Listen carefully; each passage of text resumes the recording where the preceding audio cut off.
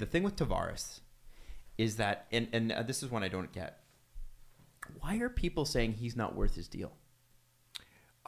Because his game isn't Austin Matthews' game where he puts up 60 goals. Okay. Like, it's when you watch Tavares, it's more subtle, but what he does on the ice is so important, and it's worth every single penny of his deal. But most people who are looking at that are just like, oh, man, Tavares went 3 games without a goal. You know, he's not worth it. But his game is much more important than just goal scoring. Habs fans aren't going to want to hear this, but there's no chance they lose that series with Tavares. No way. Chance. So here's the thing. Tavares is a career under-point game player. And he was when the Leafs got him. Yep. He, in 870 games in his total career, he has 819 points, okay? Yep. First year with the Leafs, 47 goals, 41 assists, 88 points in 82 games. The next year, which is, I believe, COVID, 63 games, 26 goals, 34 assists, 60 points. And he got shit for that because his goal scoring pace was down. Yeah. But his points were fine. He scored at a 35 goal pace or something like that. Yeah. And last yeyear he was shit hot heading into the playoffs. And he had almost 20 goals in 56 games. So he could have scored 30 over 80. 31 assists. Everyone looks like a bum with Matthews, and then, man. and then 50 points. Are you guys crazy? I know, man. Listen, I understand that you're like, well, there's other people making a lot less, but he was signed as an unrestricted free agent, and his other offer was $13 million. We got him at 11. Yeah, we don't have to spend any time on All this. I'm saying Tavares is, A-okay. if anybody tells you John Tavares is not worth the money, has not been worth the money so far, objectively, they're wrong. Yes. And you could probably stop listening to them. You don't need to waste your time. Just saying. Or maybe don't stop listening, but you can laugh. Adam's giving you the barrel treatment. Yeah, that's a very bad Leafs are Reddit. Take, you know, you go on Leafs Reddit, and someone's like, "Oh, Tavares isn't worth the deal," and you're like, "Fucking scroll past that." 30 years old and still standing in front of the net, taking his hacks, and like there is nobody who plays a more Toronto game than John Tavares.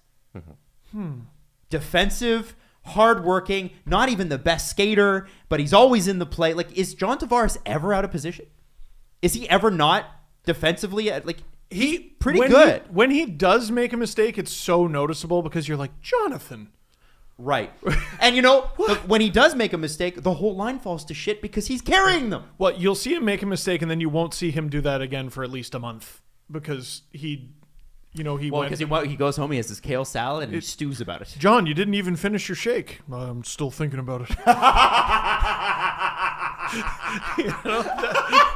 John, you won 5-1. Yeah, but I made a mistake, and that led to that goal. Could have been 5. He lives in the Junction. Does he? Yeah, there's an article. I think it was The Athletic or Sportsnet who did a little piece on his home life. And he has a nice little home in the Junction. He's very cute. He walks around the neighborhood. Should we go visit him?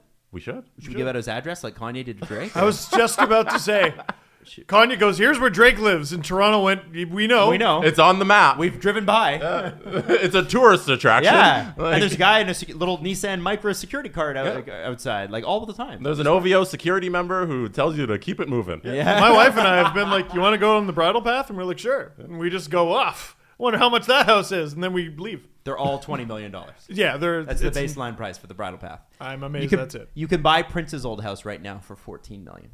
Didn't Elton John live there? Oh, I'm sure he did with David Furnish, yeah. Yeah. But yeah, the taxes are so high, it's not even worth it for the super rich. They're like, it's just ostentatious wealth at this point. The people who are rich, like Elton John is rich, are like, that's way too much money. Yeah. I don't know. I have $1 billion in the bank, and even I wouldn't spend that. I'm going to take I'll buy the top of a building.